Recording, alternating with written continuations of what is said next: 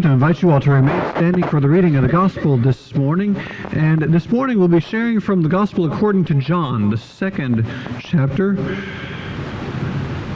We'll be looking at a story that happens later in the other Gospels, the Synoptic Gospels, Matthew, Mark, and Luke, who have this as part of the Passion narrative, the entry into Jerusalem.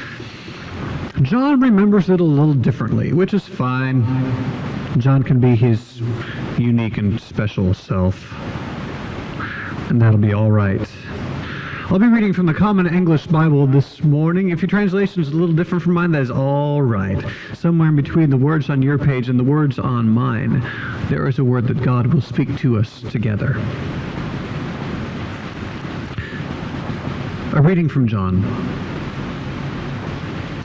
It was nearly time for the Jewish Passover, and Jesus went up to Jerusalem.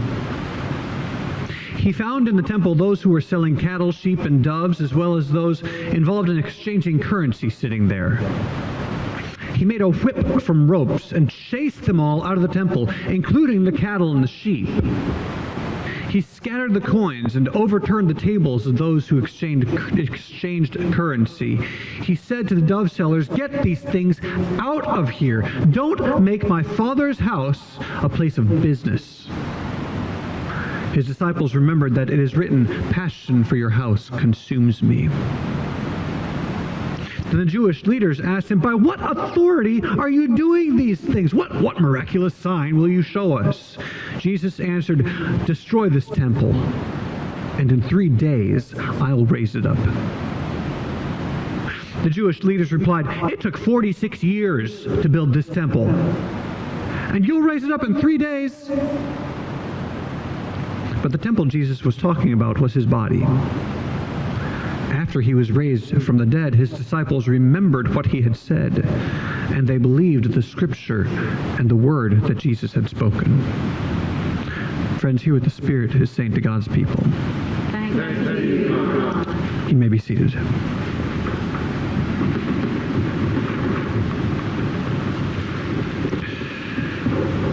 Let the words of my mouth and meditations of my heart be pleasing to you, Lord, my rock and my Redeemer.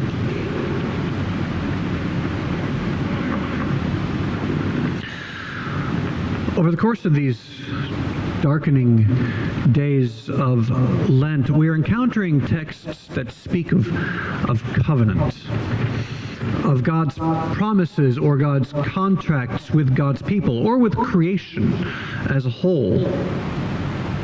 And in case you've missed something, or in case you're not looking ahead the next few weeks' texts, and I'm aware that not many of us do that, the shape is like this.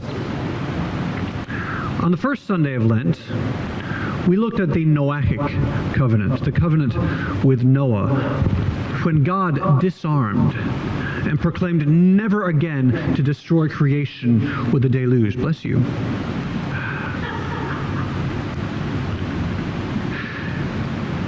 It's a covenant without condition.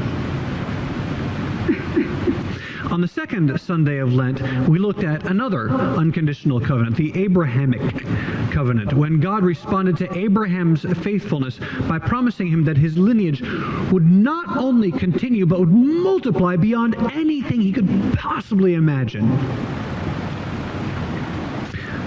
Next week, on the fourth Sunday of Lent, we're going to celebrate Girl Scout Sunday.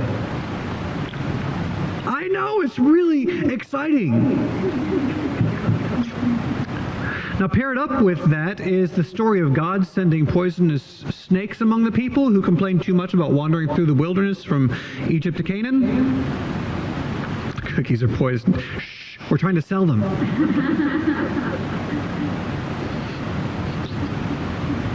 There's that one. There's the story from the gospel that refers to it about Jesus saying that the human one must be lifted up like Moses lifted up the snake in the wilderness. They're not really stories about covenant. And they're not easy texts for Girl Scout Sunday. So in the interest of full disclosure, you can expect me to cheat my way out of those. But back to the fifth Sunday of Lent, we'll be talking about Jeremiah, looking forward to a new covenant written on the hearts of God's people, a fulfillment of the complete covenantal power of God glorified in the Messiah. And then comes Palm Sunday, the most ironic feast of the Christian year, to close off the 40 days of Lent. But today, on the third Sunday of Lent, we're encountering, and we haven't shared yet this morning, a text that we came across just last October, which feels, frankly, just like a couple weeks ago to me. The Decalogue. That's Greek speak for 10 words, which is better known as the 10 Commandments. If you'll remember from the story in Exodus, on exactly the third month anniversary of the Israelites leaving the land of Egypt, they came into the Sinai Desert. When morning dawned on the third day, there was thunder and lightning and a thick cloud on the mountain, and the very loud blast of a horn. All the people in the camp shook with fear. Moses brought the people out of the camp to meet God, which is a scary introduction, by the way. And they took their place at the foot of the mountain. Mount Sinai was all in smoke because the Lord had come down on it with lightning. The smoke went up like the smoke of a hot furnace, and while the whole mountain shook violently. The blast of the horn grew louder and louder, and Moses would speak, and God would answer him with thunder. The Lord came down on Mount Sinai to the top of the mountain. The Lord called Moses to come up to the top of the mountain. And Moses, because he's braver than I am, went up. And Moses came down with a promise, which he reminded the people were the words the Lord spoke to your entire assembly with a loud voice while on the mountain. From the midst of the fire, the cloud, and the thick smoke, he added no more. God wrote them on 2 stone tablets and then gave them to me. Do y'all remember those words? It's okay if you don't. There are only 10. How does it go? You shall have no other gods before me. There we go. There's that one. Do not make an idol for yourself, no form whatsoever, blah, blah, blah. Do not use the Lord's name in vain or as if it were of no significance, right? Remember the Sabbath day and keep it holy. Very good. And we have different reasons for that in Exodus and in Deuteronomy, by the way. Honor your father and mother so that your life will be long on the fertile land that the Lord your God is giving you. Do not kill. Do not... I'm not going to gesture that one out.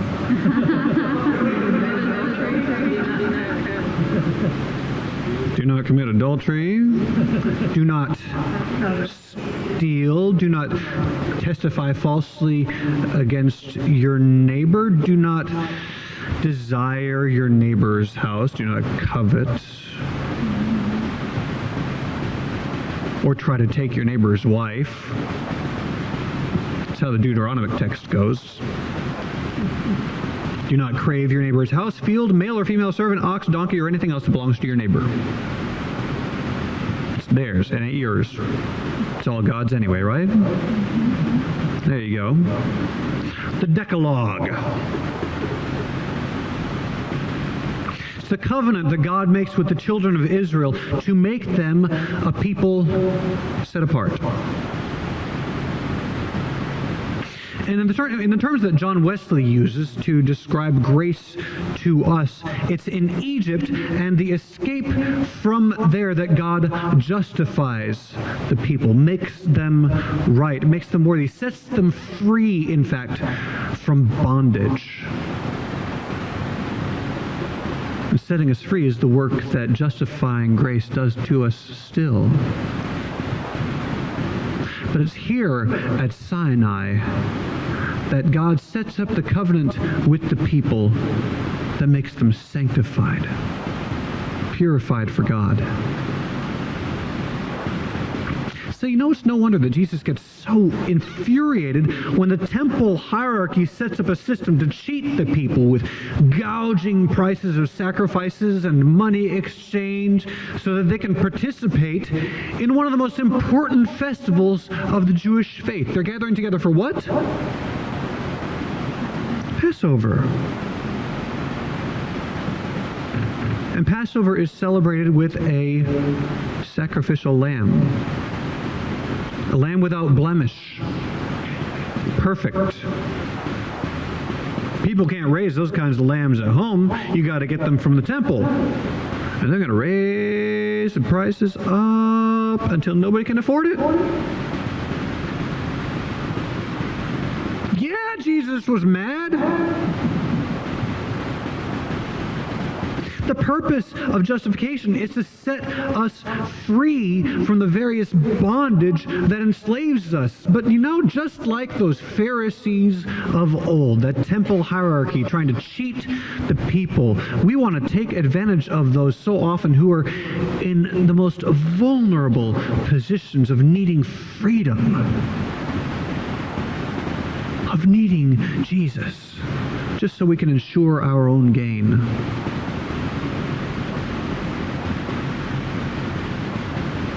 Not our job. Our job, and not just as humanitarians, not necessarily as voters, but it's our job as followers of Christ, who offers us each and all perfect freedom, to offer that freedom to all God's children everywhere.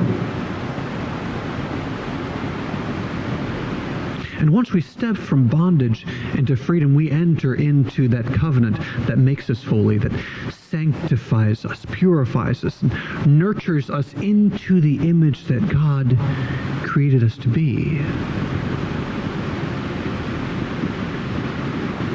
And in that sanctification, we find glory.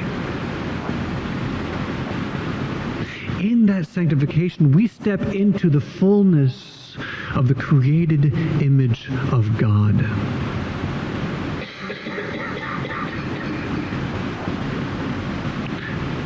We talked a few weeks ago about another story when Jesus took Peter and James and John, aka PJ and J, up on a mountain to pray, and they got tired. They seem to do that a lot when they pray. I can do that sometimes when I pray too. I blame it on having 3 children and no sleep. So Jesus, with Peter, James, and John there, his children per se, should have been the one falling asleep, but he wasn't. Instead, what happens at the top of the mountain? He gets all shiny white. That's right. Jesus is transfigured before them. He becomes glorious. Because glory is, after all, nothing but the fullness of ourselves revealed as the image that God creates us to be. When PJ and J see Jesus up there, they don't know what to do, but what they're seeing is glory. What they're seeing is Jesus in his purest, most divine form.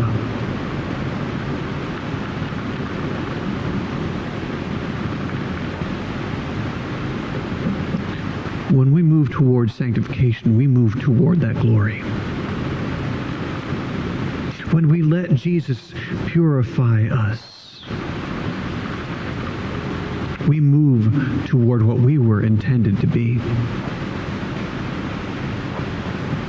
And we don't necessarily need words written in stone to guide us into that sanctification. Jesus tells us that for us it's much simpler. For those who are ready to move beyond mother's milk and into big kid food, we don't need guardrails on our beds and gates at the bottom and top of our stairs. We don't need 10 words. We just need one.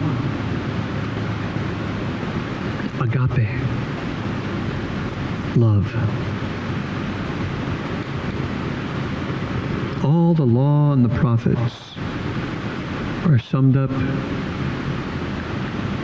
in one twofold law. Love God. Love your neighbor as you love yourself. So as we come to the table today, I invite you to come and live into the glory of the image of God. Live into the love that made us and makes us one. Live into the love that makes us holy. I invite you to come and let God prepare us today.